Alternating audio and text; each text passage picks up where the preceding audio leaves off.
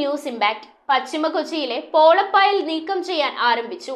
ഇതുമൂലം ഉപജീവന മാർഗം നഷ്ടപ്പെട്ട മത്സ്യത്തൊഴിലാളികളുടെയും നിരവധി പൊതുജനങ്ങളുടെയും ദുരവസ്ഥ കഴിഞ്ഞ ദിവസം Metro7 ന്യൂസ് റിപ്പോർട്ട് ചെയ്തതിനെ തുടർന്നാണ് CSML പ്രൊജക്ടിൽ ഉൾപ്പെടുത്തി പായൽ നീക്കം ചെയ്യാൻ ആരംഭിച്ചത്.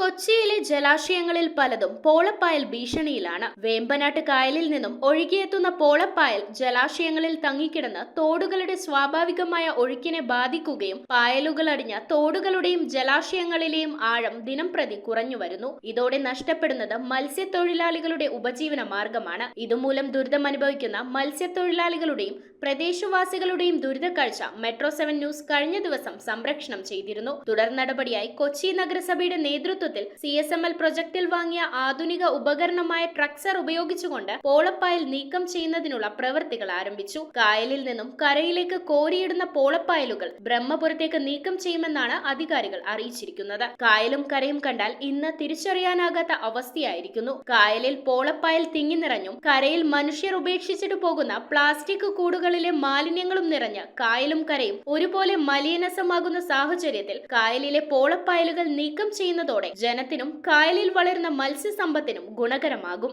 മത്സ്യത്തൊഴിലാളികളുടെ ദുരിതങ്ങൾ പരിഹരിക്കുവാൻ ഒരു പരിധിവരെ ഇതിലൂടെ സാധിക്കുമെന്നാണ് പ്രതീക്ഷ. News bureau, Kochi. ഓം നമോ ഭഗവതേ വാസുദേവായ ധന്വന്തരയേ അമൃതകലശഹസ്തായ സർവാമയ വിനാശനായ ത്രൈലോക്യനാഥായ മഹാവിഷ്ണവേ നമഃ.